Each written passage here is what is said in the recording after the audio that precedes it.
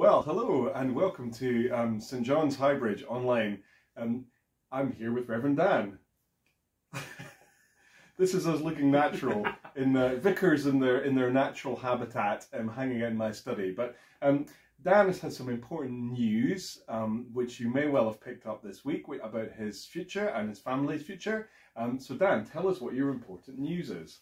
So my important news is that we, the family, and I will be moving on. I have been appointed the new vicar of Holy Trinity Yeovil with Barwick. Yay! That's Yay! exciting. Yes, it is exciting. After quite a long time of waiting to get all the legalities and things sorted out, but we're there and announced, which is brilliant. So congratulations, Dan. Thank you. For those of us who don't know, tell us.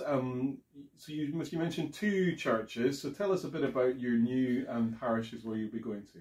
So Holy Trinity Yeovil is on the outskirts of Yeovil. It's on the Lysander Road, for those of you that are at all familiar with the roads there. It's a modern church building. It was built in the mid-1990s and was an amalgamation of two churches at the time. So it's a very interesting building, a very interesting community. It's a church and community centre, so it's got a big footprint, a big layout. It can accommodate around 400 people, although Sunday worship is probably of a similar size to St John's here in Highbridge. And St Mary's Church Barwick is a church at the oval end of the village. It's one of those very narrow villages that is very long and narrow. Mm-hmm. The church itself is slightly older, or significantly older, more traditional in its worship style, but also wanting to serve its communities. Recently redeveloped some of its space so that it now has a kitchenette and a toilet in the church. All important to have a toilet in your church, Dan. We're very pleased about that. So it's a little bit town and country. You've got some element of those two sides of ministry. Yeah. And what in particular perhaps drew you to apply for that post, and what are you looking forward to getting stuck into when you arrive?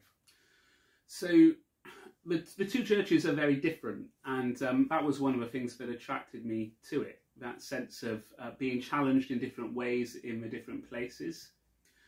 We were obviously also looking for a place that the family would be able to flourish in, and we hope that Yeovil in particular, with the number of opportunities, will enable the girls to, Martha and Phoebe, the younger girls, to sort of flourish and develop, but also the work opportunities for Sarah. Hopefully there will be some doors that might be able to be opened there.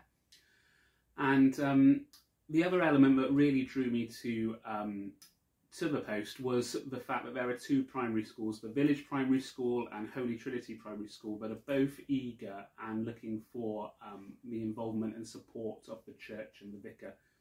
And I've seen from here, my time in Highbridge, that when you nurture a relationship with a school, it's really positive. It's positive for you as a church, and it's positive for the school. So I'm really looking forward to the diversity of challenge. I'm quite pleased that it's just two churches, because there are some benefices where, you know, you're talking about 4, 5, 6. Reverend Martin's very blessed to have just one, although we do work him very hard. Thank you for pointing that out, Dan. That's great. So lots to look forward to, both for yourself in ministry, in your first incumbency, and also for the family as well. And lastly, Dan, just want to, before I go on to the last thing, do you know when you're moving yet, or is that still to be decided? Things are still to be completely confirmed, but we are looking at a sort of mid-January date for licensing. So probably moving, I say this slightly hesitantly, probably moving in the gap between Christmas and New Year, which is a great time to do anything, as we all know. But if that's the right time, then so be it. And we'll work out sort of final Sundays or final moments here at Highbridge and beginning moments there. But it's in the hands of the decision makers at the moment. Okay, that's very helpful. And so just lastly, Dan, what will you miss most about Highbridge? I think I'll miss the people of Highbridge the most. It's been a real joy to get to know the community of Highbridge through the ministry of the church in this place. And there's nothing quite like conducting a baptism or a wedding or a funeral for someone who is, fully a Highbridge resident. And of course, I'll miss the church congregation of St John's, who, from the very moment that we arrived as fresh-faced, energetic Puritan family, have been a very welcoming and sustaining and faithful group of people. I could have asked for slightly different circumstances to unfold in my curacy. The vacancy and the pandemic were not really kind of high on a list of essentials. But that said, I can't think of a better place to have learnt what it means to be a priest in the Church of England. And so, I am sincerely thankful to the people and the congregation of St John's for all that they have given to us and to our family over these last few years. Fantastic. Thank you, Dan. Well, we will discuss more as time unfolds, and we will miss you very much, but we congratulate you once again on this fantastic news. Thank you. God bless. And thank you.